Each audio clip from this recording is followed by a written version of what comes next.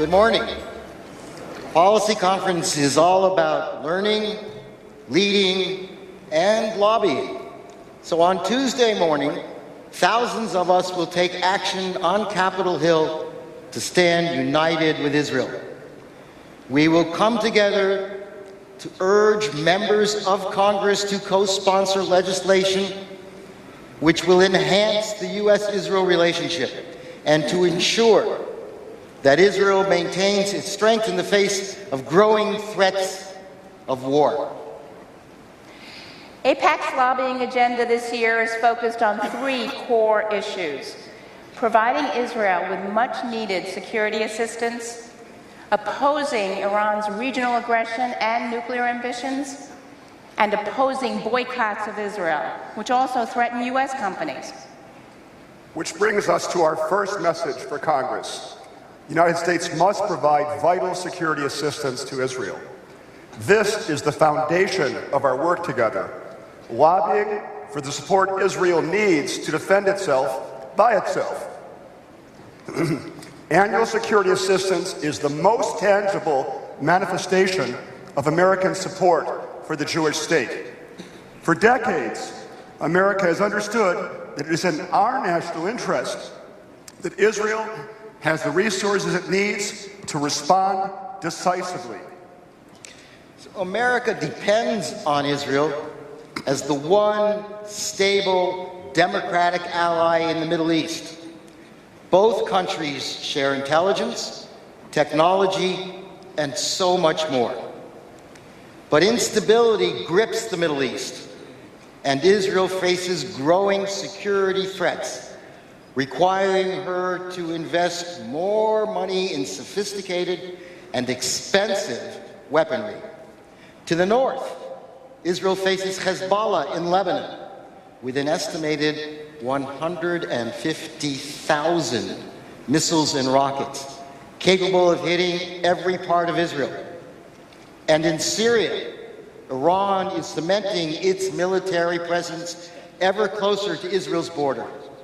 To the south, Hamas controls Gaza, where it is digging more and more terror tunnels into Israel. And ISIS-affiliated terrorists roam the Sinai Peninsula. Israel relies on our help to meet near-term threats like rockets from Hezbollah and Hamas, as well as longer-term threats like a nuclear-armed Iran. To help meet these threats, on Tuesday, we will ask lawmakers to fully fund $3.3 billion in security assistance to Israel, $500 million in cooperative missile defense funding, and to support the overall foreign aid bill.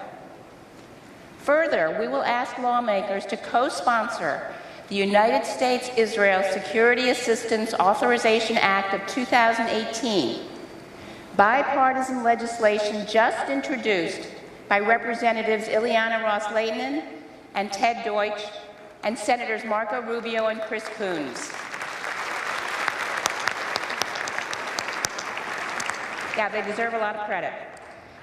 This bill supports agreed-upon funding levels, and it dramatically strengthens U.S. cooperation with Israel in many areas, including enhancing and expanding Israeli-based American War Reserve stockpiles, which the U.S. can share with Israel in an emergency.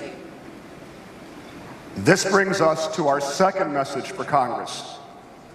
For over 25 years, AIPAC has been instrumental in bringing attention to the threat posed by Iran. We have worked with successive administrations and Congresses to peacefully address the Iranian nuclear threat.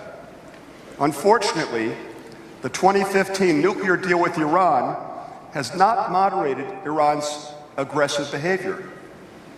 According to the State Department, Iran remains the leading state sponsor of terrorism.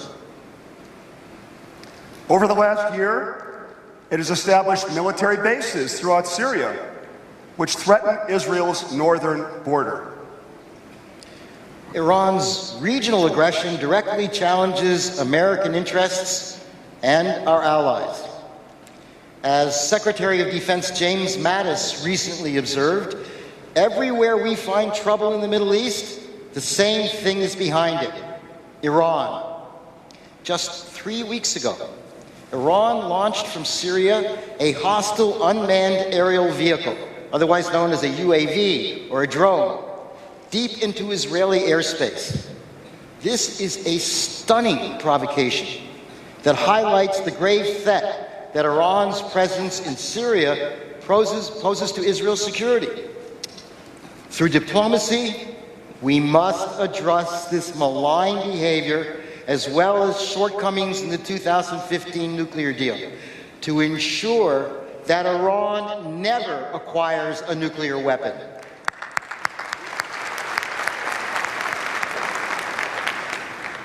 When we go to the Hill tomorrow, we will ask House members to co-sponsor the Iranian Revolutionary Guard Corps Economic Exclusion Act, bipartisan legislation that sanctions the IRGC, introduced by Representatives Ed Royce and Elliot Engel.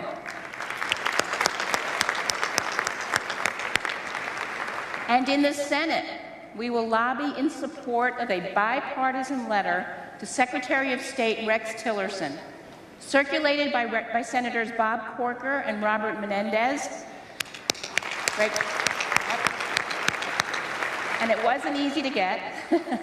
The letter urges stronger action to counter Iran's regional aggression and vigorous diplomatic engagement with our European allies to prevent Iran from ever acquiring a nuclear weapon.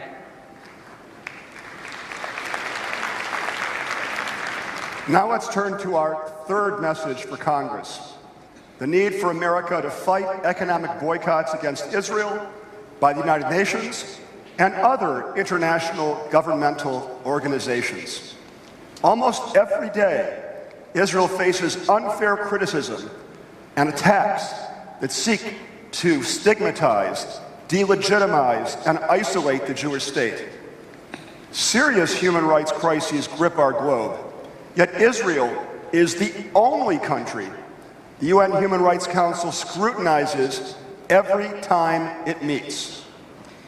This issue became more pressing in 2016 when the Council ordered the preparation of a database of companies conducting certain business beyond the 1949 armistice line, including East Jerusalem and the Jewish quarter of the Old City.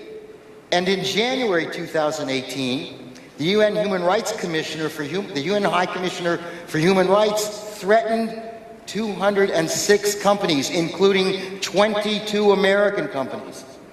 These threats directly support the objectives of the BDS movement and can set back the cause of peace. Further, they could lead to international censure or worse for companies doing business with Israel, and could deter others from engaging in any trade or investment in the Jewish state. Tomorrow, we will ask both senators and representatives to co-sponsor the Israel Anti-Boycott Act, which prohibits U.S. companies from cooperating with international boycotts of Israel. It is co-authored by Senators Portman and Cardin.